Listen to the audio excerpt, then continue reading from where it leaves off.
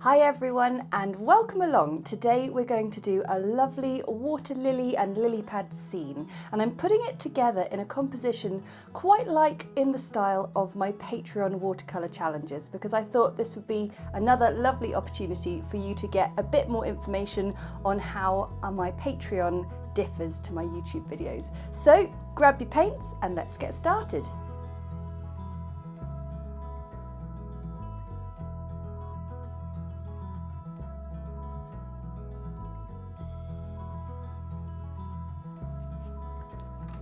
So we're going to begin with a little pencil sketch. I'm just going to pop in some water lily sort of ovals, just so I know where I'm putting them, but nothing too sort of solid,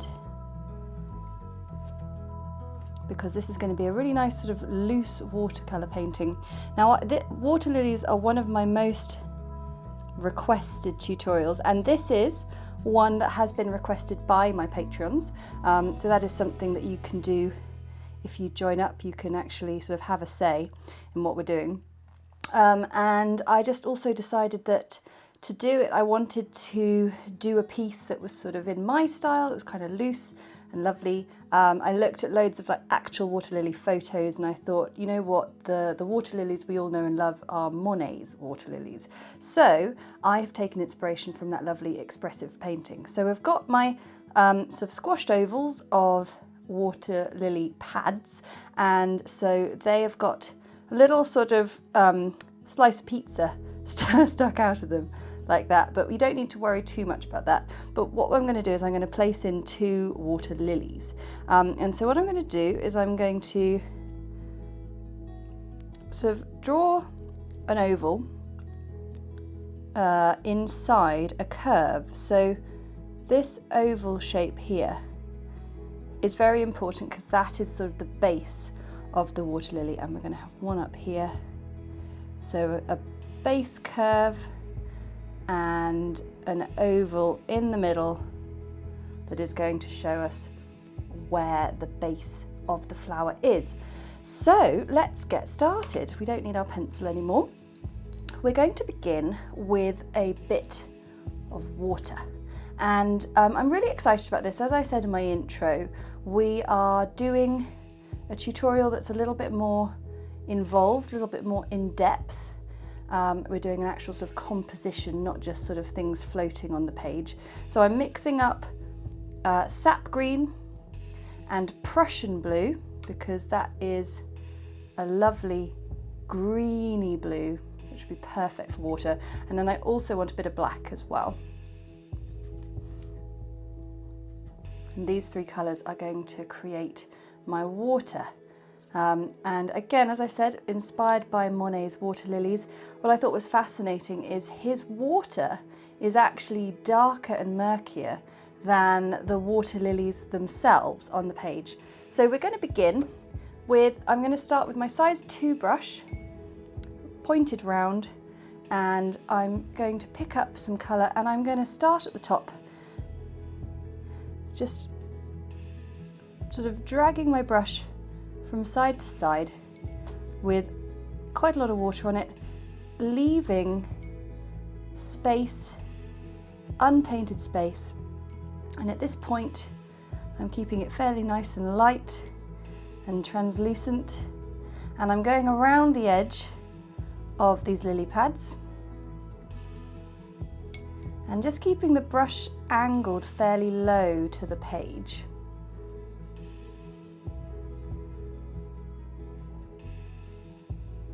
But keeping it moving. And you see those little bits of unpainted slivers of space keep that glint of water just highlighted on the water's surface. Got a little bit of burnt sienna in there, which actually not bad at all. Not a bad sort of mistake to make, to be honest, because so often burnt sienna plays a very key role in creating little scapes of shadow and water. Now what I do want to do is I want to get a slightly more concentrated bit of black and just pop that underneath and allow it to blend in there, because you do get real depth and darkness with looking in the water, and also a little bit more concentrated Prussian blue. So we're going to work our way down, and what I'm doing, you can see I'm leaving the sort of the basic shape of the lily untouched. So I keep on saying lily, but I mean lily pad, because we're coming closer to the actual water lilies themselves. We're going to leave a bit more space around the edge of the water lilies, so I'm just going to leave them be, but you can see I'm just sort of softening the translucence of the water, making it really quite pale around the edge of the lilies. And then for the lily pads, we can be a bit more close up. So I'm just going to work my way down the page, and then we can do our next stage. So I've worked my way down, and that's still sort of fairly wet. And now I'm going to paint in my lily pads. I've got some Cobalt Turquoise here, which seems like a slightly unexpected colour, but just you wait. We're going to add that first onto our lily pad, just nice and loose. And then, cleaning off my brush, I'm going to get some Cadmium Yellow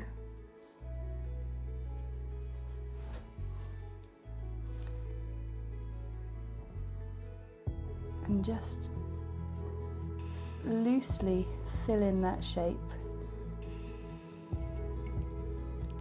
and just sort of allow those two colours to blend into each other. And also, what I quite like is to just get a tiny bit of a bleed into the water. So again, using this Cobalt Turquoise to start off, and then a little bit of Cadmium Yellow. So this is quite a bold use of colour, but what I'm also going to do is, whilst it's still wet, is get a little bit of quite a concentrated Sap Green and just give a little bit of an edge to the base.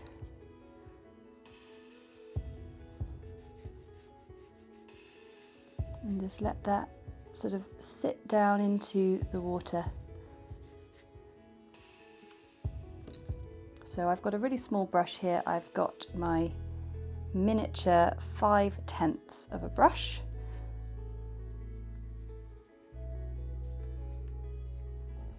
And if you haven't sort of drawn in your little pizza slice that makes a lily pad so distinct, you can just paint that in. And you can see that those colours, it just allows the lily pad to really sit up off the page. I'll do this one down here, and really be quite distinct from the water colours, the watercolours in the water. And also just captures that amazing vibrant green that we find in lily pads.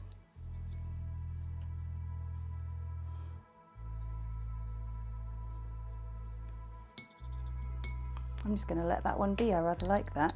Okay, then we've got our two here. Now this one is probably going to sit quite close to that water lily. We might get a little bit of overlap, so I'll be sort of mindful of that as I paint it in, that I might not go all the way up to the edge, because this is a loose watercolour painting.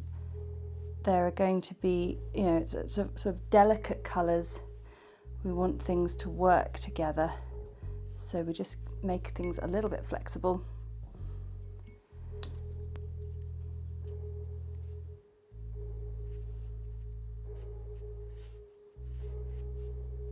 And as I said, this was a Patreon chosen tutorial. I give my patrons the option to make suggestions for the YouTube videos each month, And then we go from there.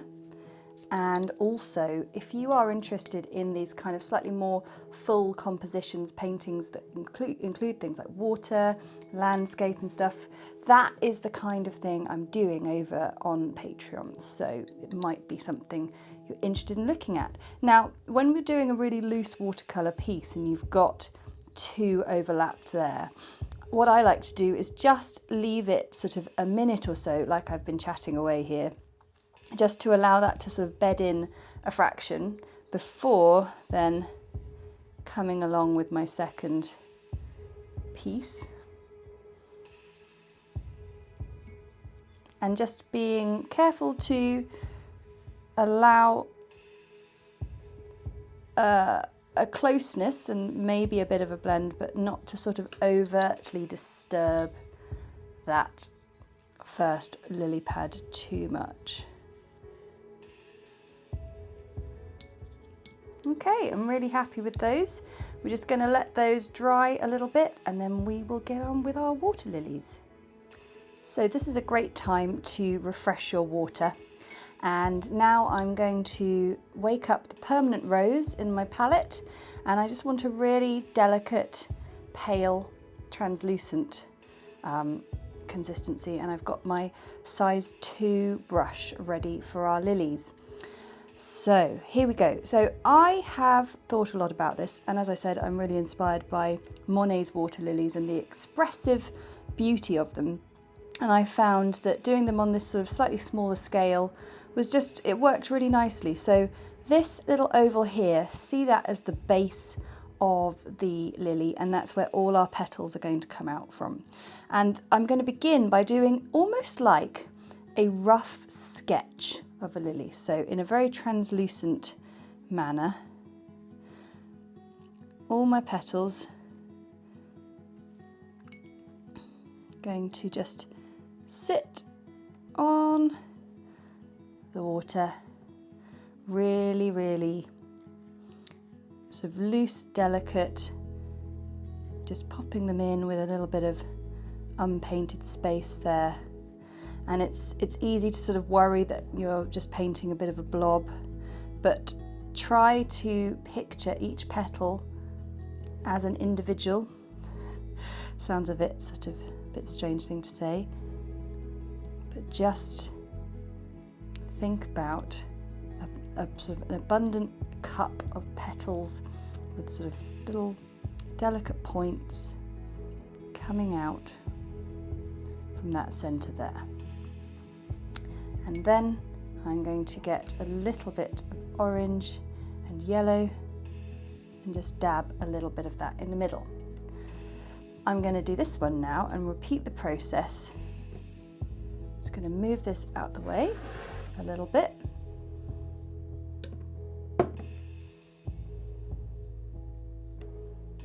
So you can see I'm really not getting much pink on the brush at all. So starting from there,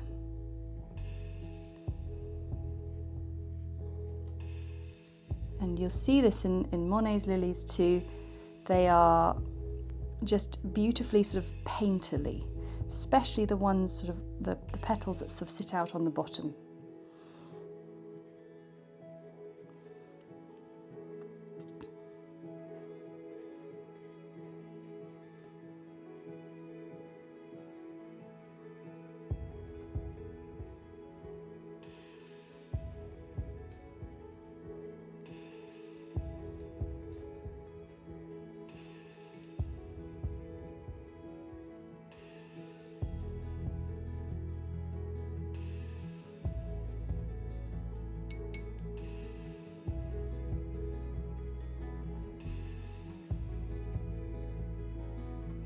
Dropping that into the oval.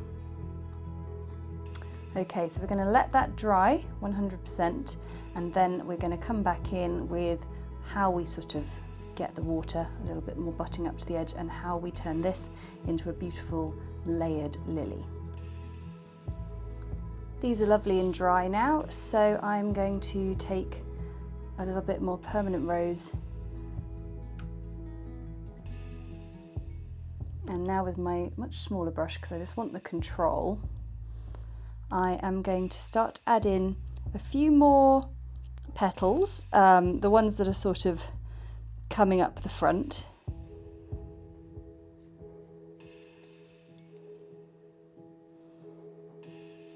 Using that base, actually I can still use the size 2, it's okay, I don't know why I'm scared of the size 2. And I also might just add in 1 or 2 more around the back. It's still a case of not worrying about the definition of the petals. We're just trying to create a lovely sort of abundance at this point. And then up here, I like to just pop in a few sort of more for a bit of height, quite like the height.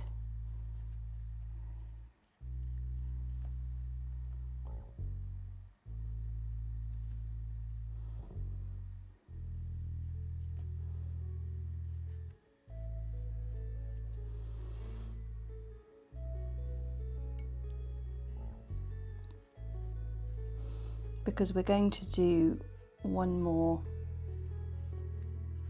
round of this where we actually get some Alizarin Crimson in and really sort of define these petals.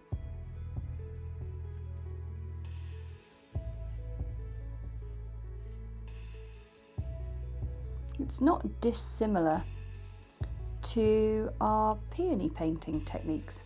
Anyway, so that is the next stage of the water lilies themselves, but we have talked about how we're going to sort of get them there with a bit of water around them, a bit of context. So I have a size 3/10 brush here, and I'm going to bring in my colours from the water. And we're going to begin to do a little bit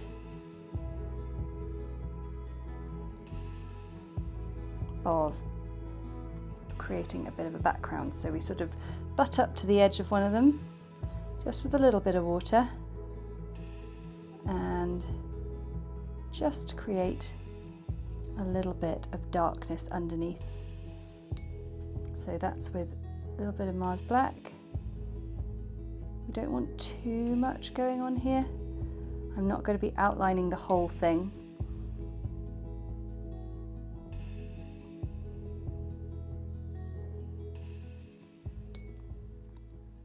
But of course that sort of shadow underneath where the lily is sat on the water,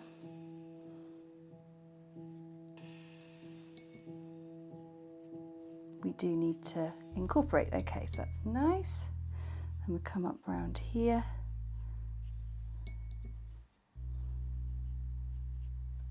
And with a really transparent brush, you can sort of get a little bit of colour overlapping on the lily there.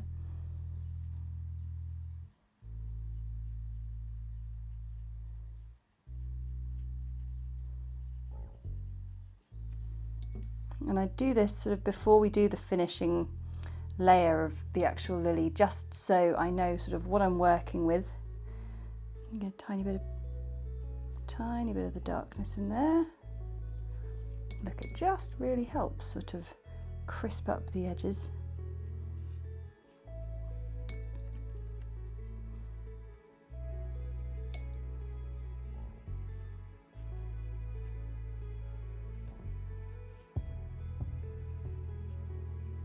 So just go with caution on this bit.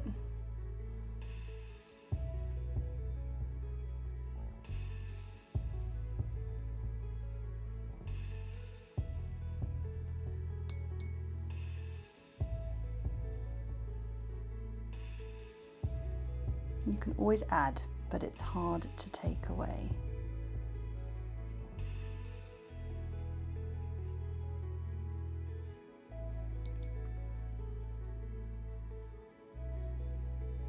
And don't forget about your lovely bits of unpainted space on the water.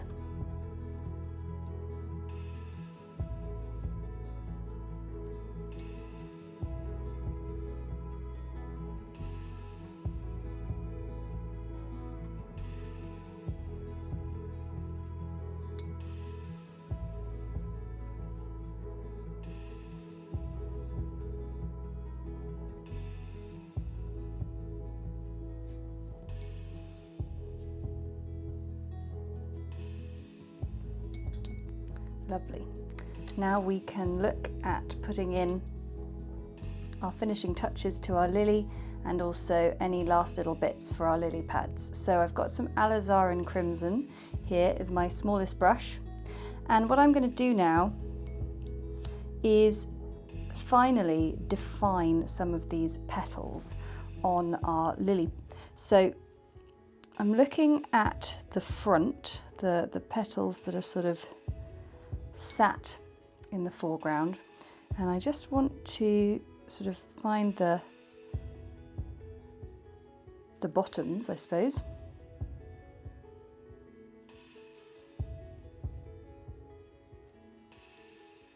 And we'll be rubbing out the pencil as well.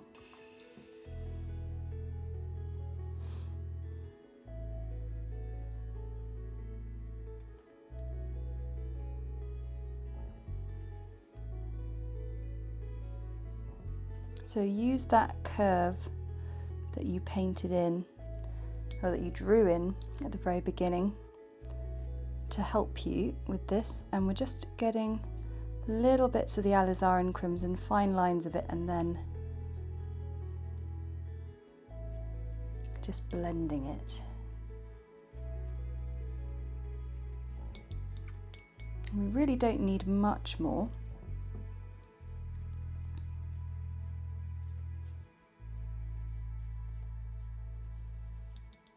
So I'll just repeat the process up here. So begin with those sort of base curves in the center.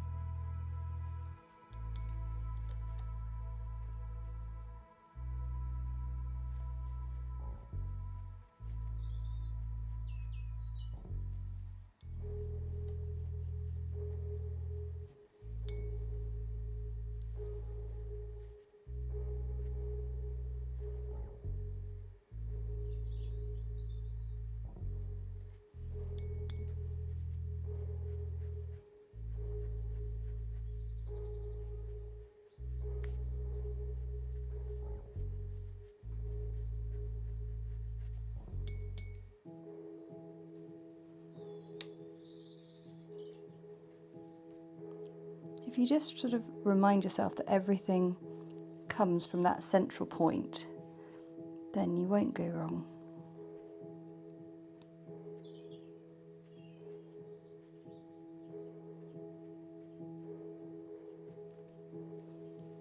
Okay, so those lilies looking really nice. We've got a few bits of our lily pad that just need finishing off. So for this, I'll use the small brush.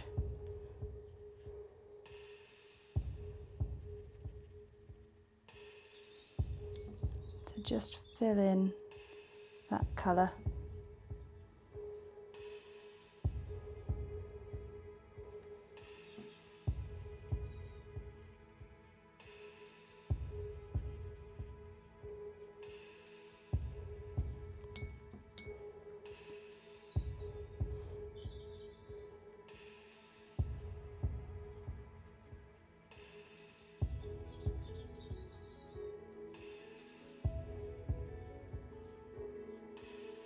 And then, looking at it as a whole, let's just get a little bit more crisp sort of shadow on the underside of some of those lily pads. So I'm going to get a more concentrated version of the watery colours that I've been using. So the black, Prussian Blue and the Sap Green.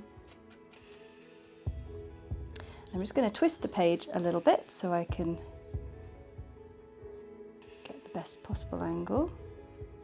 So we don't want too much, we don't want to sort of lose all this lovely loose colour that we've sort of created so atmospherically and so beautifully, but we just want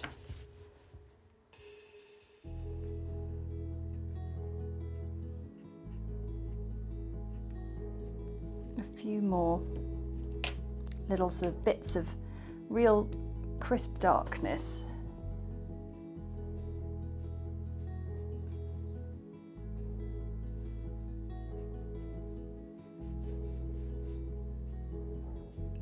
with our lily pad scene.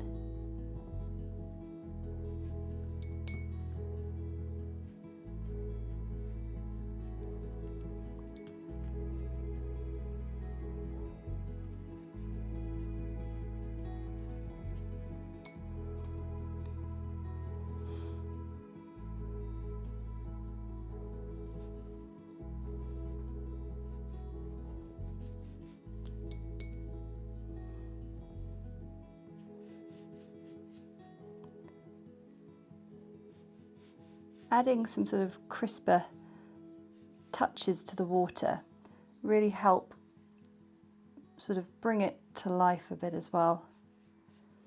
So just using the back and forth of the brush. It can also help sort of carry the eye down on its little journey across this painting, and that's what we're really looking for when we're creating these compositions.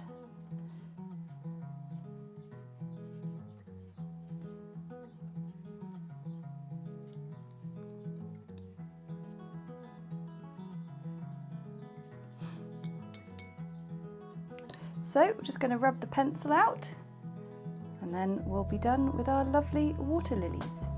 So for that just last little finishing touch, I popped in a tiny bit more shadow underneath, but you can see here that the pencil really does rub out once you have painted over the top, as long as you've painted in a fairly light translucent manner and your pencil wasn't too heavy in the first place. If you want to know more about how that all works, then have a look at my video on the best pencil to use to sketch under watercolour. But for now, here we go, lovely water lilies. Thanks so much for watching. I want to say a big thank you to my patrons for your support, because that support enables me to keep creating videos like this that everyone can enjoy. And if you enjoyed it, then hit the like button below and comment to let me know how you're getting on. And of course, if you subscribe, then you'll never miss another video. Until next time, bye!